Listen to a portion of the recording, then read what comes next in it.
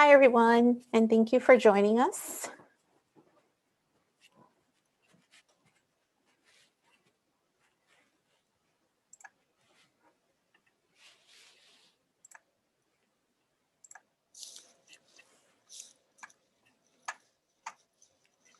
We're going to briefly introduce our center as everyone is settled in. Welcome to today's webinar on beating the stigma of mental illness.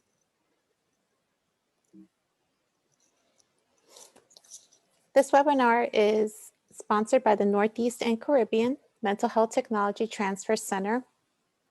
Our center is a federally funded SAMHSA center, and we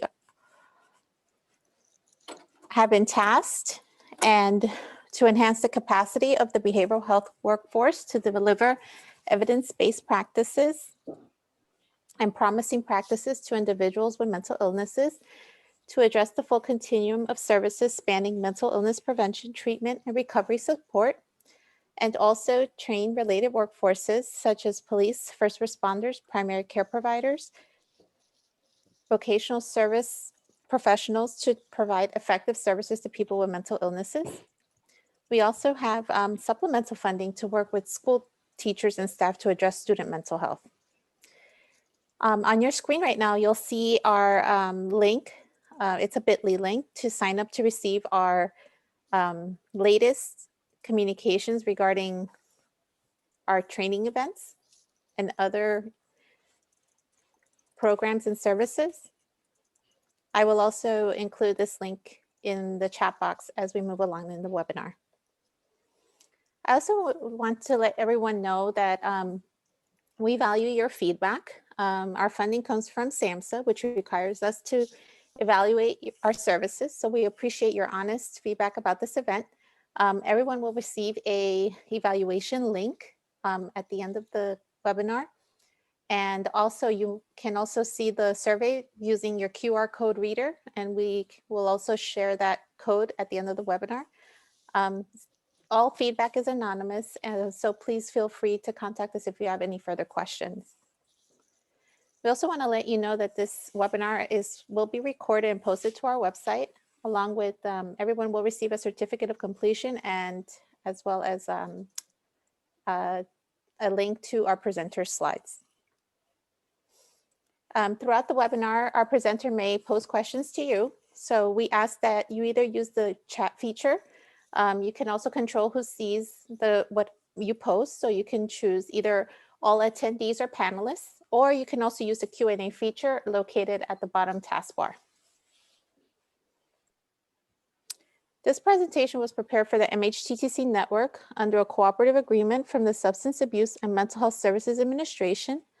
All material appearing in this presentation, except that taken directly from copyrighted sources, is in the public domain and may be reproduced or copied without permission from SAMHSA or the authors. Citation of the source is appreciated. Please don't reproduce or distribute this presentation for a fee without specific written authorization from the Northeast and Caribbean MHTTC. This presentation, again, will be recorded and posted on our website. The opinions expressed herein are the views of the presenters and do not reflect the official position of the Department of Health and Human Services or SAMHSA. No official support or endorsement of DHHS, SAMHSA, for the opinions described in this presentation is intended or should be inferred. With us we have today Dr. Patrick Corrigan. I'm going to turn it over to you, Dr. Murphy, our center director, to introduce Dr. Corrigan. Thank you, Kati. And actually, Kati, if you can stop sharing, perfect. And I'll let Dr. Corrigan start sharing his slides while I introduce him. Sure. We're happy today, really thrilled today to have Dr. Patrick Corrigan with us to present on a topic he's been working on for a very long time. He's a distinguished professor and associate chairperson for research in the Department of Psychology at Illinois Tech. Previously, he was the professor of psychiatry at the University of Illinois. Sorry, let me just make sure he can share. He was a professor of psychiatry at the University of Chicago, where he directed its Center for Psychiatric Rehabilitation. Patrick is the Institute of Translational Medicine's Illinois Institute of Technology affiliate leader. He's the principal investigator of the National Consortium for Stigma and Empowerment, a collaboration of investigators and advocates from more than a dozen institutions. The National Consortium's research has been supported by NIH for more than 20 years. He also heads projects examining integrated primary and behavioral health care in a health disparities framework, supported by funders PCORI and NIMHD. He's written more than 400 peer-reviewed articles, is editor emeritus of the American Journal of Psychiatric Rehabilitation, and editor of a new journal published by the American Psychological Association called Stigma and Health. Dr. Corrigan has authored or edited 17 books, with the most recent being The Stigma Effect, published by Columbia University Press. He also headed the team that developed the Honest, Open, Proud series of anti-stigma programs that I think we might hear about more today. And he was a 2019 recipient of the Presidential Medal from the UK Royal College of Psychiatrists in recognition of his impressive work. So we are very happy to have you with us here today, Dr. Corrigan, and I will turn it over to you. Thank you. Thank you for that kind introduction. I assume everybody can see the slides on the screen? Yes, we can. Thank you. Great. So what I wanted to do today is spend about 50 minutes talking about how we understand the stigma of mental illness and, more importantly, how to fix it. And then at the end, if there's time for questions or comments, we can exchange some ideas more. Over the course of my work, I've become to know that the stigma of mental illness is as big a problem as mental illness itself. And so just as people in recovery-oriented services try to figure out ways to help the individual meet their goals, so people pushing for anti-stigma approaches are trying to figure out ways to get community to be more accepting of individuals with the mental health label. And so we don't have to work very hard to know what is the stigma of mental illness. It's a disrespectful image, frequently showing people as dangerous. And we don't have to work really hard to know what the mental health, public health agenda is. We need to figure out how to stop it. So what I want to do with you today is talk briefly about what is stigma, and more important, about how it might be diminished, focusing on unintended consequences. Some ideas that seem to be good approaches to changing stigma that actually might work or might make it worse. And end up talking about the power of disclosure when people with lived experience share their experiences and how that manifests itself in our Honest, Open, Proud program. So to jump in, I think it's important to understand the stigma of mental illness is not a medical or psychiatric issue. It's an issue of social injustice. And the United States has some awesome examples of when people have stood up to try to deal with these injustices. This is Dr. King coming across the Pettus Bridge in Selma, Alabama in the 60s, trying to right the wrong of racism, or what the gay community has been focusing on for the last 30 or 40 years. And even in the disability community, there's examples of heroes that have tried to right the wrongs of stigma. In the wheelchair in the lower right corner is Justin Dart with a cowboy hat. He's frequently considered the Martin Luther King Jr. of disability rights. He actually worked with George Herbert Walker Bush on rolling out the American with Disabilities Act. You know, the thing about social justice is it motivates us. I imagine most of the people on the call today are somewhat progressive, get energized by injustice, try to stand up, march, and change it. The problem with that is sometimes we go to approaches that actually can make stigma worse. Here's some broader examples. When Bill Clinton was president, the military had an active policy to identify gay and lesbian military members and to drum them out of the Corps. Mr. Clinton started the idea of don't ask, don't tell. If you don't tell us you're gay, we won't ask. The problem with that, of course, is it promotes closetedness. It suggests that you should keep it a secret. And we know in retrospect that this kind of thing only exacerbates shame. So that don't ask, don't tell actually tend to make homophobia worse. Or another example, people of you may remember Jerry Lewis. Every Labor Day, he held a telethon for muscular dystrophy, a 24 to 36-hour affair. His goal was trying to reframe muscular dystrophy into an illness that people would step up and address. In the process, sometimes he would get into unintended approaches towards stigma. In this case, he was showing the picture of this young man ostensibly wanting to be a fireman, suggesting that people with muscular dystrophy have disabilities that block their goals, which is a wrong message to give. On top of that, Mr. Lewis, after 24 hours, he kind of tired, make unintended statements. One of his more famous ones is referring to people with muscular dystrophy as God's goose. And so we realize that these unintended approaches to changing stigma and righting the perception of a group need to be replaced. They need to not be replaced with the idea of pity.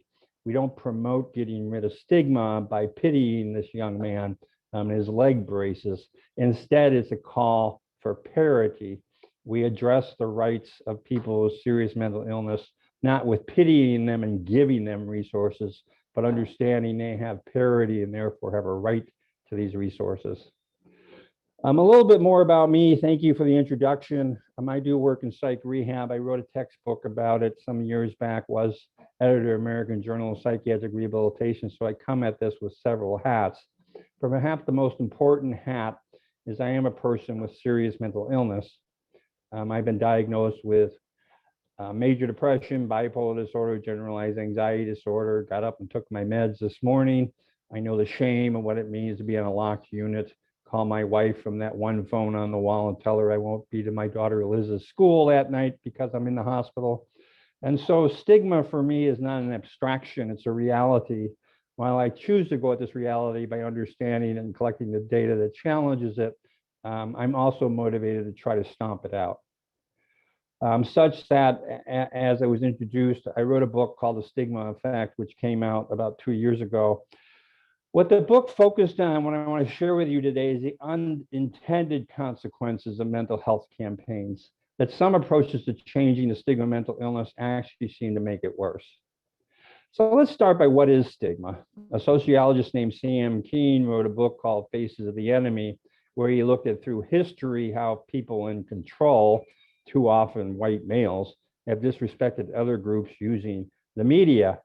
And perhaps some of the most heinous examples in American history is the way the majority represented African Americans. Scientists say Negroes still in ape stage. I think I have two concerns about this. One is that I wanted to remind us that the stigma of mental illness is in the same category as a stigma of racism or sexism or ageism. And two, that this came from an 1890s medical textbook. So how we often represent bias and prejudice in the form of science. This is from World War II Nazi-occupied Denmark, where we disrespect the group by showing them as animals, in this case, showing Jews as rats. Or what one half of the population has done to the other half of the population, so the harder a wife works, the cuter she looks. The interesting thing is I might have seen an ad like this in my lifetime, and while we have a long way to go in sexism, there's been some major change, at least in showing disrespectful images in the media. Not show with mental illness. All you need to do is listening to talk radio when they talk about wackos and psychos and nuts, and you know the stigma continues to be well. What is a stigma of mental illness? Perhaps the big one is the view that we're all homicidal maniacs or we're dangerous. So you see it in the movies. This is Freddy Krueger from Nightmare on Elm Street, the most popular cinematic maniac since Darth Vader, or Jason from Friday the 13th Part 3. You see it in newspapers like freed mental patient kills mom, or get the violent crazies off of our streets. Now, you know, these are tabloids. This is what they do. It's not right, but this is how they get your attention when you're standing in line at the supermarket. This actually comes from a very respected weekly in Chicago called The Reader. It's a story about the gentleman on the left who was a physician in drug-induced psychosis, murdered his wife, was found not guilty by reason of insanity and sent to Elgin State Hospital for probably 10 years to serve out a sentence. At the end of that time, was about ready to be returned to the community. Ted Klein, the author of this article, wrote a balanced view of what it was all about. But the editor put this headline on here, "Is this man a monster?" And he ended up spending even more years in Elgin. You see in advertising, this software could get you committed. Crazy Eddie's Record Asylum. To offer these deals, we have to be committed. Maniac out of control. Or this is from a billboard outside of Washington, D.C., lobster lunacy.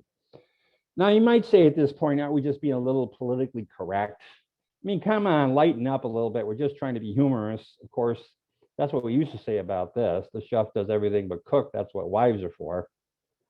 Just as you realize these 1950s images are no longer appropriate for trying to sell merchandise. So similarly, we should realize this is a straitjacket filled with nuts, which won the Clio Award for advertising some years back. You see it in comics, and I love Gary Larson, but there's two things wrong with this. One is just a message on the pad of paper, just plain nuts. But two, this is a psychiatrist doing it. As a psychiatrist, is okay to laugh at the guy on the couch. Must be anybody can. Or this, sir, these gentlemen from the U.S. Equal Employment Opportunity Commission are here to explain new rules of mental illness in the workplace. To understand this cartoon, you should understand a sobering reality. George Herbert Walker Bush signed the American with Disabilities Act in 1990. It was in place 5 years before anybody ever said it applied to psychiatric disabilities. The EEOC actually made an administrative statement to that effect. You saw cartoons like this where axe murderers or somebody who thinks he's Napoleon or that guy in a straitjacket are all going to end up in your job site.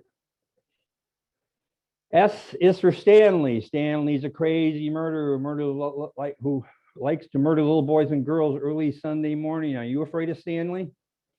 You know what's sobering about this? This comes from a Michelle Silverstein book, who's frequently considered the Shakespeare of modern children's literature. In fact, I got this off my daughter's shelf when she was young. So at a young age, she can equate dangerousness in people with mental illness. Dangerousness is not the only stigma of mental illness. It's a concern, but it's not the only concern. Another stigma is called benevolent stigma. It doesn't mean it's a good stigma. It means that people with mental illness are looked at, adults with mental illness are looked at as big chumps, big kids, and they need a benevolent figure like a doctor to tell them what to do. And so you see it in movies like The Dream Team with Christopher Lloyd, Michael Keaton, Peter Boyle. They're all psych patients who get away from their keeper, having a zany day, popping around Manhattan, because that's what they do. This is actually a combination of both stigmas. Jim Carrey is me, myself, and Irene. On the left, he's this big, dopey cop, and on the right, he's this maniacal cop. And they kind of come together to hit both the stigmas together. You also see this kind of dopey image in flyers, how to avoid hiring lemons, nuts, and flakes. What's concerned about this is that this flyer actually came from a human resource department of a major corporation, the folks who are supposed to be watching out for representations of groups. Is it better? Some of these slides, I've been doing it for a while, a little old. What about more recent? To understand this, you're looking at a downstate printing company in Ohio. Pretend the woman's not there for a minute. What do you see? A bottle of booze on its side, 2 legs hanging down, a chair knocked over, sign saying contemplating suicide, get your signs made here. If that's not a big enough problem, she's the owner of the company, and we try to explain it to her. She didn't see what the big deal was. Or this, for those of you who saw A Beautiful Mind with John Nash, this is where Professor Nash would go when he'd relapse. Trenton State Hospital in downstate New Jersey had a fire. No damage to people, some structural damage, but the next day the local newspaper said roasted nuts. So anecdotally, the stigma of mental illness is alive and well. What does research show? Colleagues of mine, Joe Phelan and Bruce Link at Columbia, did a study looking at the degree to which the average member of the population believes people with mental illness are dangerous. That's a complex description, and we'd be glad to share with you some population studies we've done on that. But in the shorthand about this, we know that general population grossly overestimates the degree to which people with mental illness are dangerous. So they looked at it in 1956 to 1996, and they were hoping, for example, that it got cut in half because we know so much more about mental illness. That it went from 40% in 1956 to 20% in 1996. In reality, it went the other way. The stigma got twice as bad, which they repeated in 2006, and it's still just as bad. As a matter of fact, there's some pretty compelling evidence that stigma of mental illness might be getting worse. Why? Well, perhaps one reason is the degree to which, when America has these god-awful mass shootings, the degree to which the media equates that with mental illness. In fact, I have a colleague in Australia, Tony Joram, who did a study after Sandy Hook, that the population in Australia were significantly more likely to think people with mental illness were dangerous after they witnessed that tragic shooting. So let's talk about this more from a perspective of scholarship. What exactly is the stigma of mental illness? We try to understand stigma in terms of types, different types of stigma and structures, specifically stereotypes, prejudice, and discrimination. Stereotypes, structures describe all sorts of stigma, race, gender, age, and of mental illness. Let me share with you a stigma I'm well aware of, the idea that all Irish Americans are drunks who neglect their family. Stereotypes are unavoidable. You live in a culture, you learn them. Prejudice is agreeing with it. Yep, that's right, all Irish are drunks, and discrimination is a behavior. And so I'm not going to hire them or rent them or be their friends. Of course, we're much more interested in the stereotypes, prejudice, and discrimination of mental illness. The big stereotype of mental illness is dangerous, that I might look good right now, but I can flip out at any moment. But also notions of weak, choosing to be that way, incompetent, incapable of making it through school or getting a good job. Prejudice is therefore agreeing with it. Yep, they're bad, and I'm afraid of them, and they should be ashamed of themselves. And discrimination is not wanting to hire them or serve them or rent to them. Let's talk a little bit more about discrimination. You can understand that when you understand the difference between public stigma and self-stigma.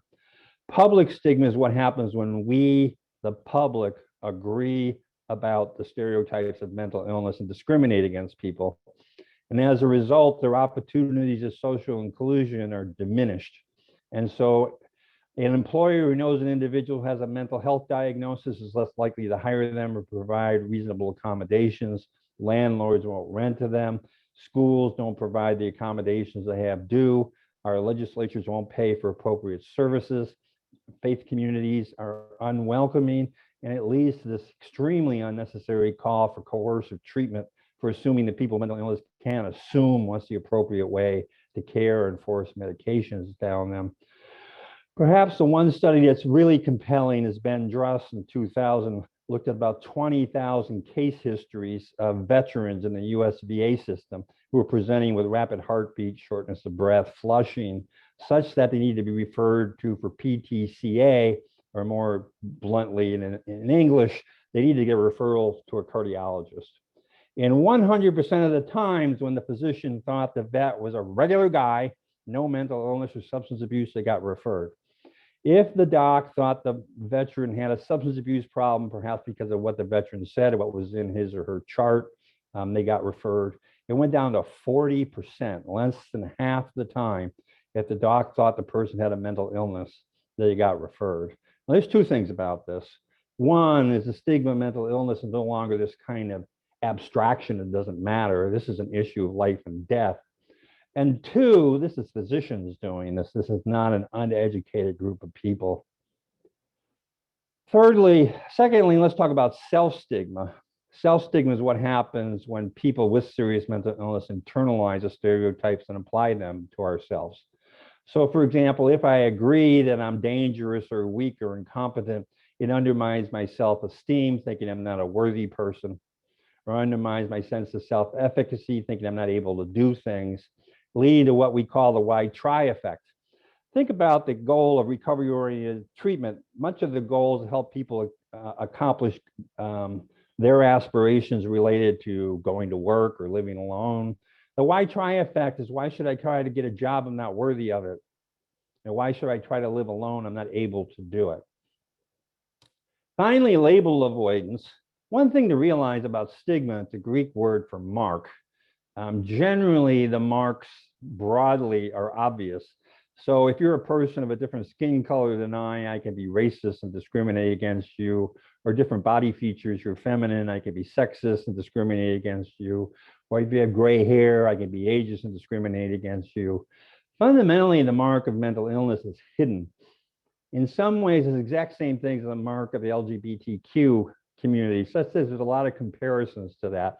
Let me be clear right now, I am not saying LGBTQ is a mental illness. As a matter of fact, one of the more harmful things psychiatry ever said is that just as the experience of stigma in LGBTQ community and mental illness is similar, so if there's not an obvious mark in mental illness, how do you stigmatize someone? The way you stigmatize them is with the label. And the way you get the label is you get seen coming out of the doctor's office. So, hey, there's George coming out of the doctor's office. He must be nuts. And all of a sudden, everybody disrespects him. And the way George gets away from that is he stops seeking care. In fact, research is pretty consistently compelling that about half of people with all mental illness won't go into treatment, will avoid the label in order to avoid the stigma. Now, there's many reasons why they won't seek care, but stigma is clearly one of the big reasons. You know, erasing stigma is a goal, but it's not enough. And you know who's talked about this well was Lyndon Johnson, who in June 1965 passed the Civil Rights Act trying to eradicate racism in the United States. And soon after at Howard University, which is historically Black university, during commencement, he said this. He said about racism, you do not wipe away the scars of centuries by saying, now you're free to go where you want, and do as you desire, and choose the leaders you please. He said you further resolve racism by promoting affirming attitudes and actions. So it's not enough to just stop thinking people with mental illness are incompetent or dangerous or to blame for their problems. We need to approach affirming attitudes. We need to recognize that people with mental illness recover.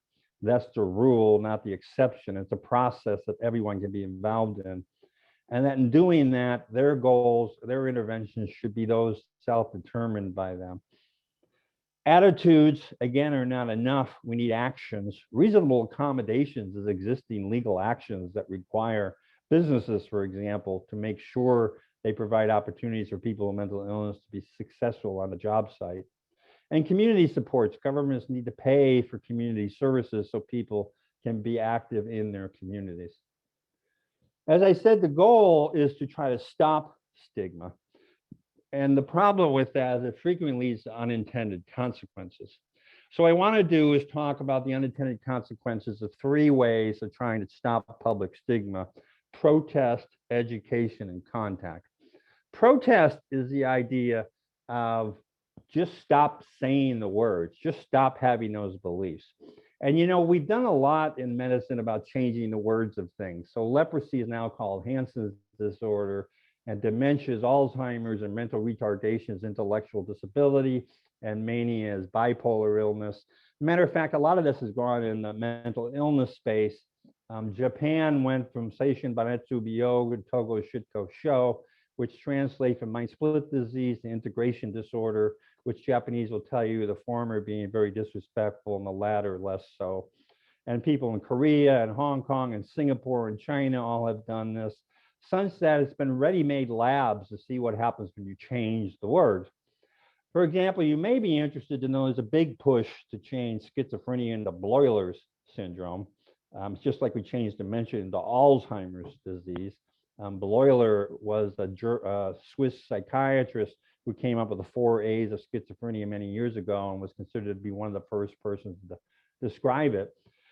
And the question is, in a study LaSalvia did, in a review that LaSalvia did, what kind of impact does changing the words have on the general population and the providers? On the general population, it has no impact. A lot of times I don't know you change the word, and even if they do change the word, I don't care whether you call it schizophrenia or psychosis or Bloyler's syndrome, you're still nuts and dangerous, so they don't want you around me. The reason why we think it's so effective is because it had a big impact on providers. You know, when DSM-5 came out some years ago, we cured Asperger's disease, because Asperger's disease by consensus got taken out of the DSM and it went into the broader autism spectrum disorder. And so when the new labels come out, we learn them quickly to make sure we can be responsive to funders and the services we provide people. Just because you know the labels change does not mean you change the stigma. Policy change. Crazy is now on the growing list of politically incorrect words. Seems it's offensive to people of a certain mental state, the sanity challenged. The other problem with just thinking you could change the words is it makes it look easy. It makes it look like all you got to do is change a couple words and everybody will stop doing it. It does not happen when we went from the N word to Negro to colored to African American. There's still a lot of racism goes out there. And it doesn't help in mental illness. In fact, there's advocacy groups going around that actually believe the stigma of mental illness is no longer a problem. Even of more concerns, it leads to word police. You get into this big debate amongst people on do you call it mental illness, mental health challenge. I mean, don't get me wrong, words matter, but there's been a lot of research about which words matter, and there's no consensus on it. And even more, the targets of trying to change stigma are not all of us on this call today. It's the average person like my Aunt Lillian, who spent her entire career working in a big drugstore. She doesn't get this. And so you're going to have one shot at her, and going down and arguing about whether you call it mental illness or mental health challenge, my hunch is not a good way to approach it. So the other approach to go with this, and perhaps the big shocker I'm going to share with you today, is education, for the most part, does not have a big effect. One of the ways to look at this is some examples of public health efforts at education to try to change major health concerns. Many of you remember DARE. Some of you might have been old enough that you actually went through it in school. My kids went through it at school. At its heyday, it was in 3/4 of US school districts in more than 40 countries. It typically was done by a police officer showing paraphernalia and reviewing the issues of the risks of doing drug abuse on one's future. In this case, the feds actually supported 5 studies on DARE, of which 3 studies showed no effect. 1 study showed an uncertain effect. 1 study showed a significant difference. There was a significant difference between kids who went through DARE and kids that did not. Those who went through DARE were more likely to use drugs and alcohol at follow-up. So this kind of education thing about the facts of drug abuse does not, in fact, seem to change one's use of them. Another example, a particularly poignant one, both in the last few years with anti-vaxxers and now that we're in the middle of a pandemic, is the idea that vaccines cause autism. Clearly a major public health concern. For example, in Washington state, the rates of childhood diseases are going up because of the degree to which people are not being vaccinated. So groups like the CDC will get together parents who believe vaccines cause autism and share with them fact sheets that they have about the truth that there's no connection between vaccines and autism, and compelling videos about what happens. This is not a trivial issue. What happens when one's daughter or son gets sick with these illnesses? And they looked at the kind of impact on it, and the impact is sobering. Nyan published this study in 2014. In terms of attitude change, the impact of attitudes was zip. There was no more openness to agreeing that vaccines don't cause autism. But more important, the question was intention. Did parents who saw this, were they more likely to go out and vaccinate their children? And that was cut in half. They were less likely to go out and get vaccinated. So education in those 2 instances seemed to lead to rebound, in fact, perhaps not making it better. What about mental illness? Back to George Herbert Walker Bush in 1990, he launched the Decade of the Brain. The idea was partly to reframe mental illness as a brain disorder, partly to decrease stigma.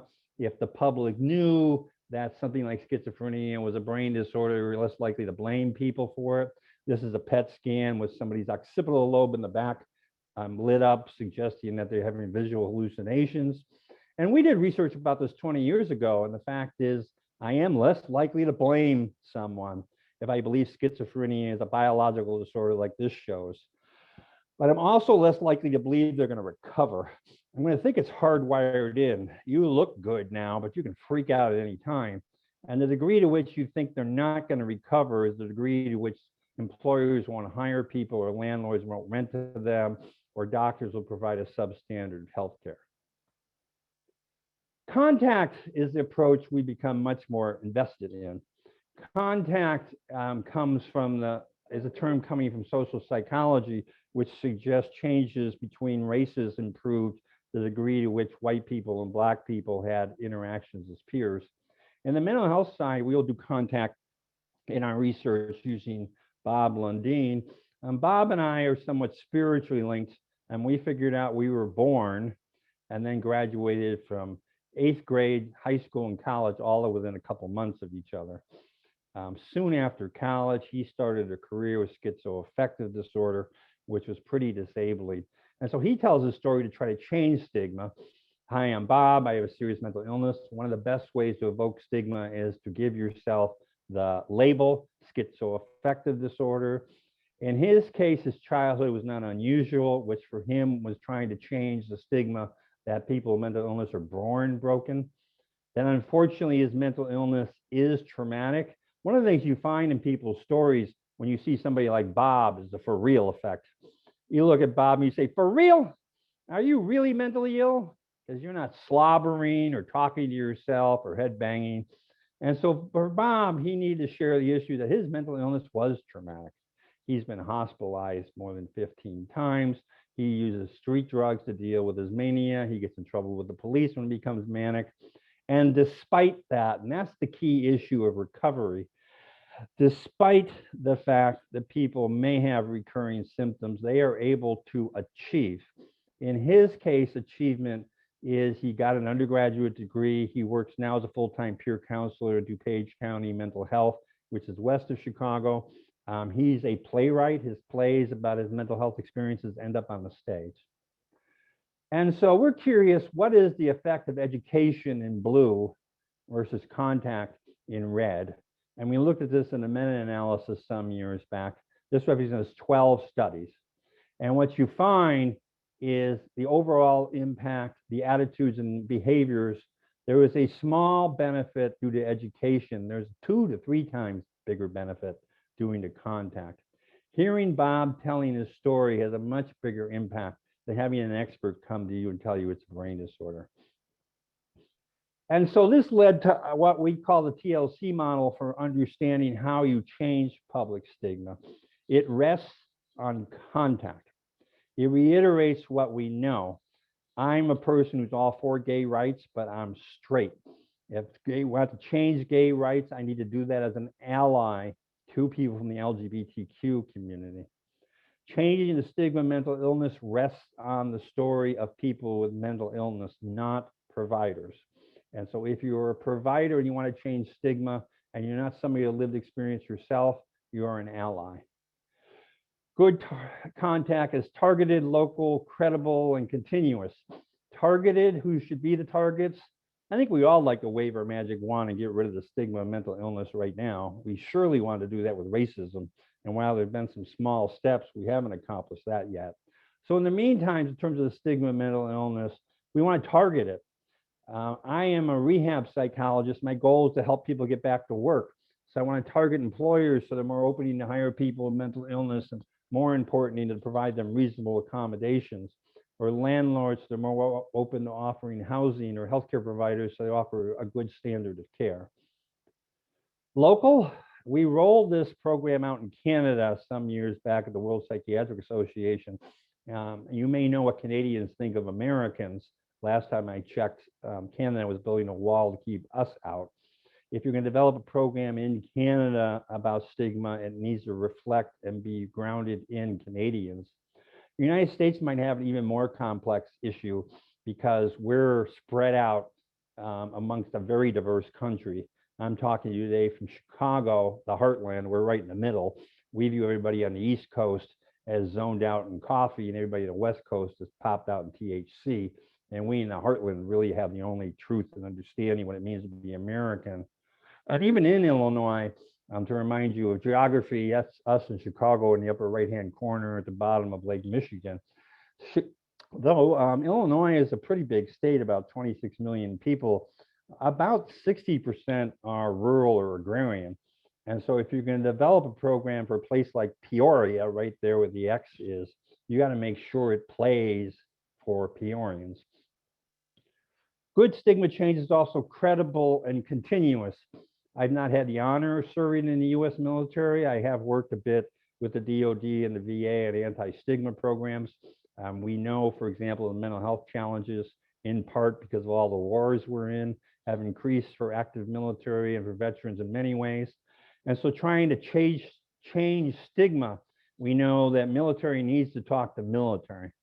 Actually, within the military, Army needs to talk to Army, Marines need to talk to Marines, and sailors need to talk to sailors. And continuous, seeing Bob Lundin once is good, but it's not enough. And it can't be carbon copies. We somehow have to promote contact on an ongoing basis. And the way to do that, and what we think is a grand plan for changing stigma, is the way we understand we change the stigma of the LGBTQ community. Roughly 40, 50, 60 years ago, brave men and women, LGBTQ, came out.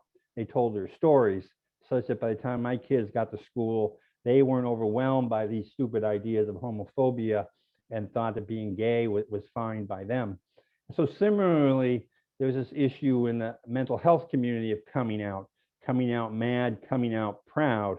In fact, there's a mad pride group out there trying to stop the stigma of mental illness by telling one's stories. Lots of people have come out, famous people have come out. This is Rod Steiger, won an Academy Award for In the Heat of the Night, and Patty Duke, who won an Academy Award, Mike Wallace, who was on 60 Minutes. Rod had a bipolar disorder, as did Patty. Mike Wallace had a major depression. I love showing this picture of famous people to my students because they go, who are these people? And so they've taught me about Demi Lovato. Miss Lovato actually talks about both her challenges with mental health problems and substance use disorder problems.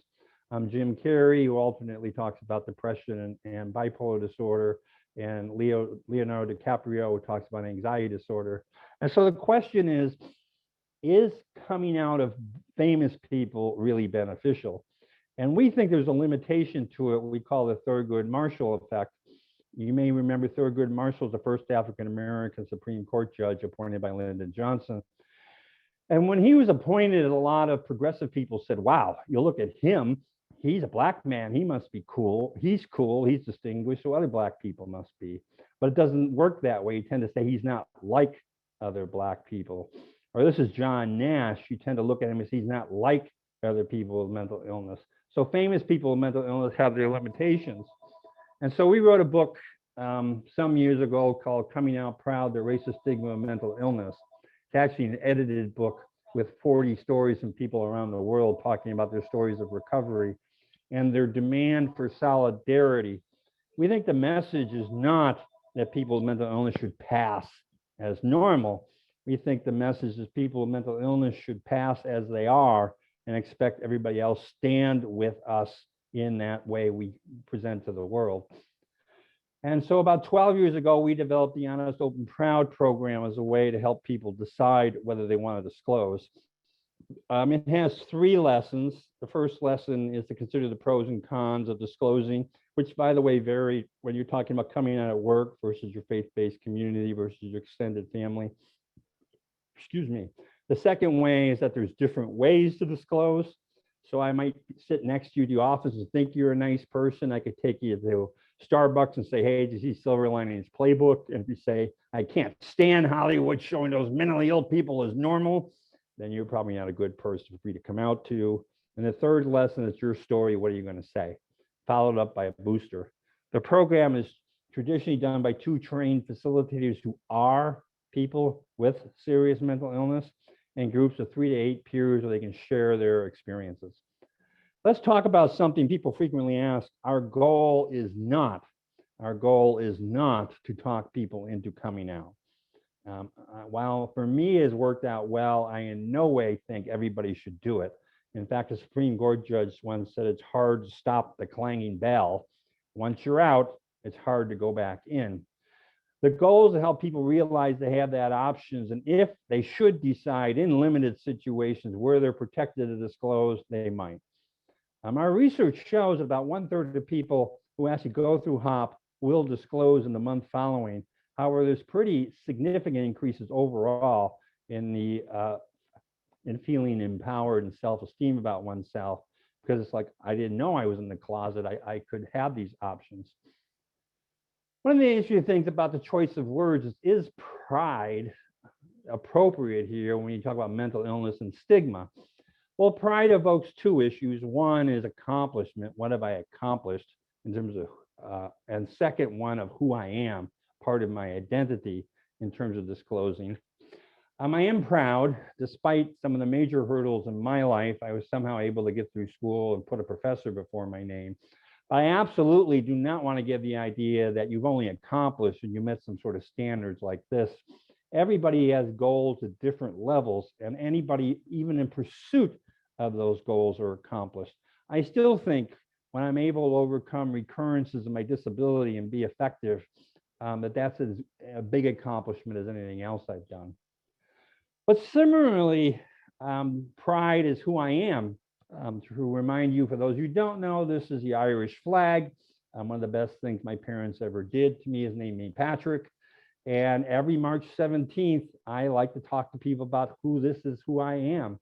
And so it is with mental illness. If I want to be an authentic person, I should be able to share that with people without feeling a sense of shame.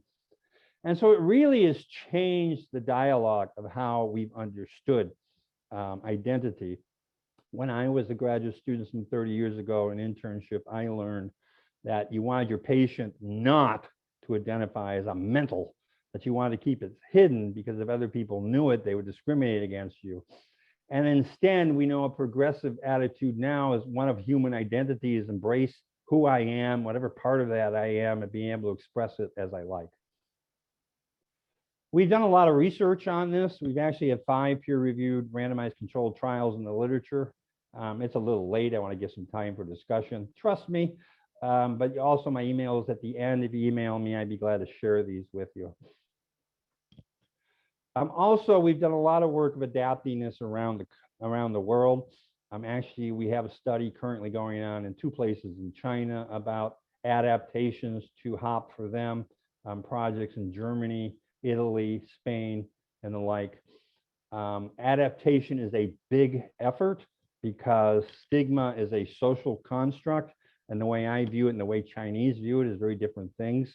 And on top of that, disclosure is very different in different countries, and so you need to honor, understand their approach, and make sure HOP reflects their ideas. So when I do a lot of my presentations, I frequently talk to people. I talk to service providers, people working in recovery programs, about what are effective ways to help people get back to work. But here I talk to you all not as providers, but as advocates, as people trying to change the dialogue to make a better outcome for people. And so again, the United States is privileged to have some amazing examples of advocates. Here is Dr. King, again, who led us to overcoming injustices to civil rights. On the mental health side, has had it too. This is Clifford Beers. In the first decade of the 1900s, he was hospitalized in Connecticut for a major mental illness. And he got out. Think about this. This is 1909 when he said, I must fight in the open. He knew that disclosure was the secret.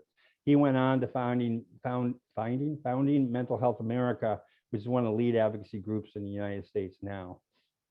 And so I like to end with a prayer from Gandhi, who again was another one of the social justice leaders of the previous century. He said, let our first act every morning be to make the following resolve for the day. I shall not fear anyone on earth. I shall fear only God. I shall not bear ill will towards anyone. I shall not submit to injustice from anyone. I shall conquer untruth by truth. And in resisting untruth, I shall put up with all suffering. What was good for him in India is surely good for us too. Contact information. Thank you for listening. I'm now open to questions or comments. Thank you so much, Dr. Corrigan. Wonderful presentation.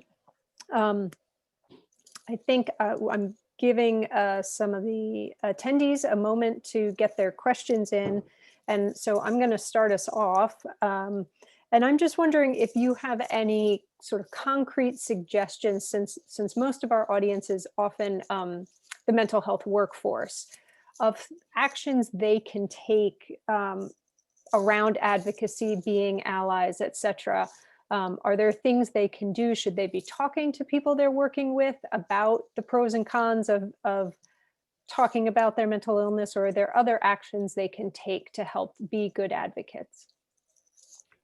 Well, I think the good news now, especially considered many years ago when I started at all this, is there are now visions of mental health that naturally meant to promote power and decrease stigma.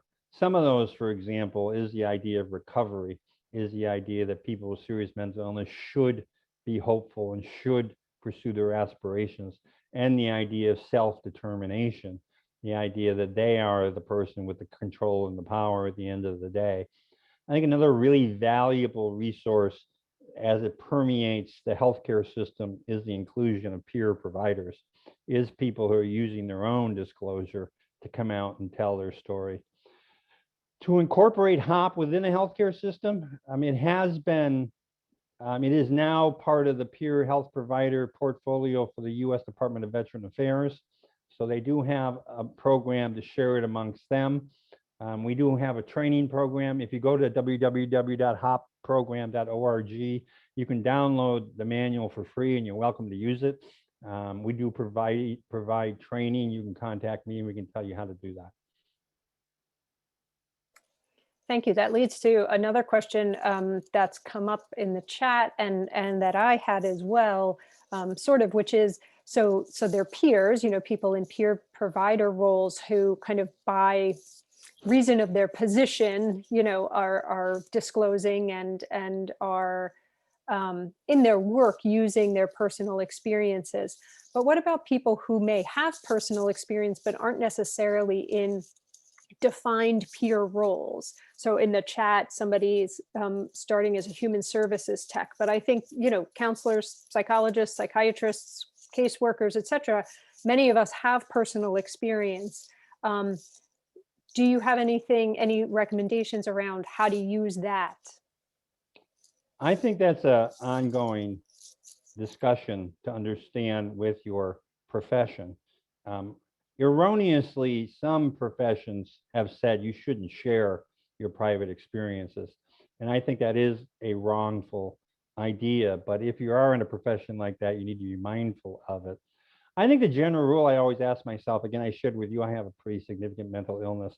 The general idea I always ask myself is, am I sharing something meant to help that person or myself? I'm a human being. Sometimes I do have needs, but in a helping relationship, getting my needs met is not the goal. If I'm sharing something with them and it helps them, good. So there's two parts. One is to ask that question. The other is to have my antenna up. And if I shared some part of me, did it seem to help them or not?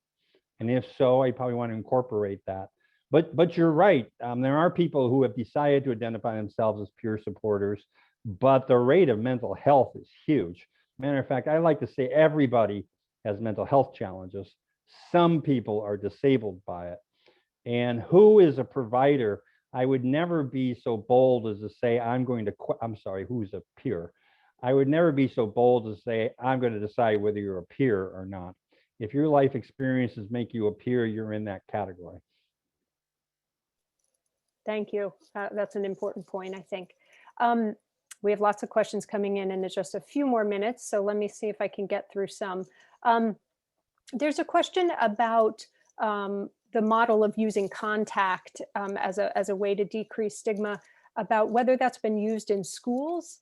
And do you know anything about that research? Is there evidence of impact on both teachers and other student perceptions? So I can tell you there's a general problem with doing research in schools, which is human subject protections. So the minute I try to do a study in somebody under 18, I have to get parental permission, which makes it harder. That said, if you go to the HOP website, there is a HOP program for high school students. Anecdotally, and this is purely anecdote, we tend to be a bit more excited and pleased about how it goes with high school students, because they kind of come at this like I did about gay, what's the big deal? This is part of who I are, more power to you. Is there research yet on whether that works with high school students? We don't know. If anybody wanted to do it, contact me. I'd be glad to brainstorm with you. But again, it's a big hurdle working with high school students, or for that matter, younger people. Right. There's another interesting question, I think, here about any research that explores whether self-identifying as a person with mental illness impacts their recovery. So our research clearly shows feeling ashamed of yourself.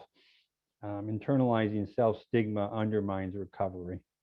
And so one of the best ways to do that is to add your recovery story as part of your identity.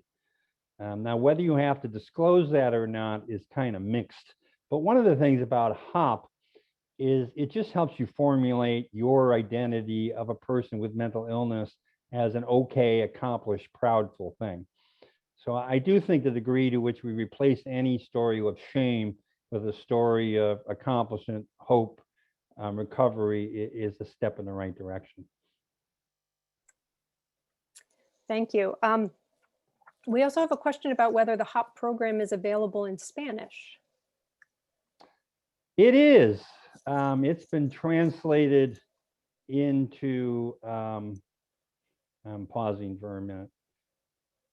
So, you know, habla español un poco. You know, there is more of a Spain Spanish and a American Spanish. I know for sure it's been translated into Castellon. I think it's been translated into Spanish for the American side of the world. If you email me, I'll ask my staff and we'll get that to you. It's been translated into Chinese, German, Dutch, and Italian and Hebrew. Keep in mind, each one of those is about a year-long process because it's not just an issue of transposing the words. It's an issue of Hebrew thinks about this stuff very different than the Westerners who put the original thing together. So we actively encourage them. So the Chinese are in the middle of a study right now, and they're keeping track of how they adapted HOP for their perspectives on not only mental illness stigma, but disclosing. Right, the cultural adaptation in addition to the actual language translation is important. Correct. Mm-hmm. We are just at the top of the hour, and I want to make sure to respect everybody's calendar. So again, Dr. Corrigan, if you could just advance the slide one more. Oh, no, that's your last slide. That's never mind. Sorry. My apologies. Thank you so much for all the attendees. We're already getting some fantastic feedback. We appreciate it. If you can follow the link that Kati is going to put in the chat here to complete the survey, we would appreciate it. We do use that feedback to inform our activities going forward. And again, I just want to thank you, Dr. Corrigan, for this really critical information and really the application of it, which I think is so important. So many people have an idea of it, but aren't sure what to do to try and combat it. So thank you for that and for all the work you've done over the many years on this critical topic. So thank you, and thank all of you who attended. We appreciate it. Thank you.